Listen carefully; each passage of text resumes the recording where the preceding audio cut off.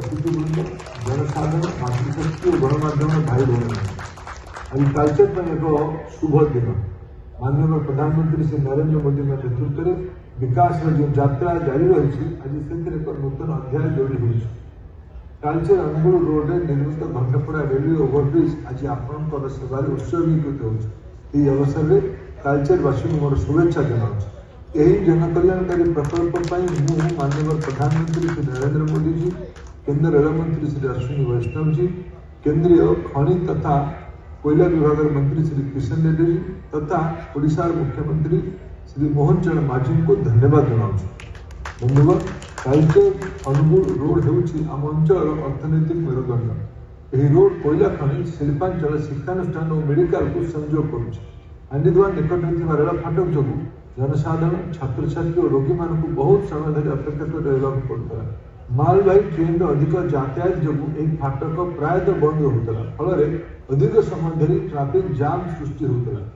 आज आम समस्त आनंदर विषय जे प्राय 43 कोटी टंका व्यय निर्मित अत्याधुनिक फ्लाईओवर माध्यम अंचलवासी दीर्घ दिन समस्या प्रतीक्षार अंत घटी।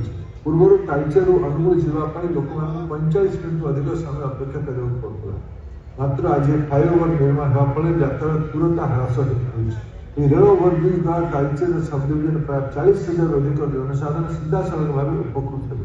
घंटपड़ा हांडीधुआ तालचेर टाउन नालको कुल्लाड़ डेरा रणा प्रसाद जगन्नाथपुर एवं आखपाख अंचल बासिंदा यातायात अधिक सुरक्षित और सहज है।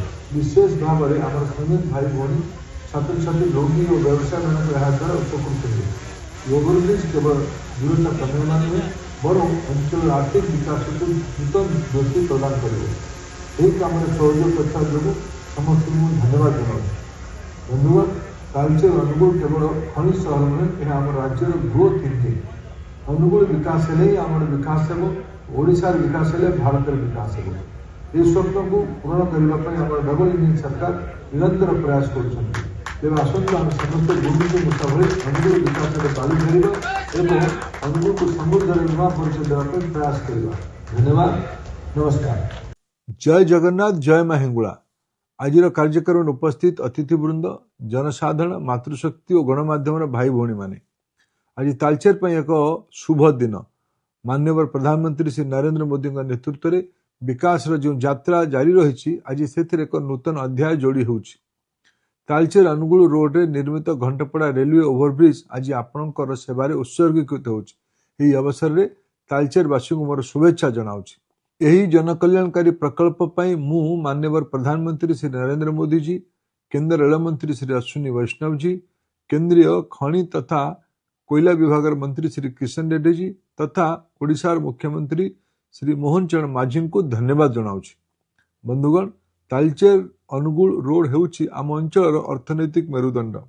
यही रोड कोयला खनि शिल्पांचल शिक्षानुष्ठान और मेडिकल को संयोग करुछि।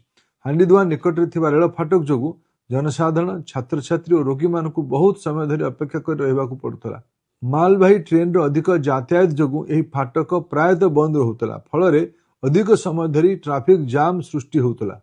आज आम समस्त आनंदर विषय जे प्राय 43 कोटी टंका व्यय निर्मित अत्याधुनिक फ्लाईओवर माध्यम अंचलवासी दीर्घ दिन समस्या प्रतीक्षार अंत घटी। पूर्व तालचेर अनुगुल जावाई लोक 45 मिनट अधिक समय अपेक्षा करने पड़ता मात्र आज फ्लाईओवर निर्माण होगा फल यात्रा तुरंत ह्रास हो। रेल ओवरब्रिज द्वारा तालचेर सब डिविजन प्राय 40,000 अधिक जनसाधारण सीधा सड़क भाव उपकृत हे। घंटपड़ा हांडीधुआ तालचेर टाउन नालको कुल्लाड़ डेरा बलराम प्रसाद जगन्नाथपुर एवं आखपाख अंचल बासिंदा यातायात अधिक सुरक्षित और सहज है। विशेष भाव में आम श्रमिक भाई भौणी छात्र छात्री रोगी और व्यवसाय मान द्वारा उपकृत हे। ओवरब्रिज केवल दूरता कमेवा नुहे बर अंचल आर्थिक विकास को नूतन गति प्रदान कर काम सहयोग करता जो समस्त धन्यवाद जनाऊँ। बंधुगण तालचेर अनुगुल केवल खनि सहर नुहे यह आम राज्यर ग्रोथ इंजिन। अनुगुल विकास हेले आम विकास हो ओडिशार विकास हेले भारतर विकास हो। यह स्वप्न को पूरण करने आम डबल इंजिन सरकार निरंतर प्रयास करुछंती। तेबे आसंतु आम समस्ते गुंडुची मूषा भली अनुगुल विकास बाली झाड़िबा एवं अनुगुल को समृद्ध नुआ परिचय देवाई प्रयास करवा। धन्यवाद नमस्कार।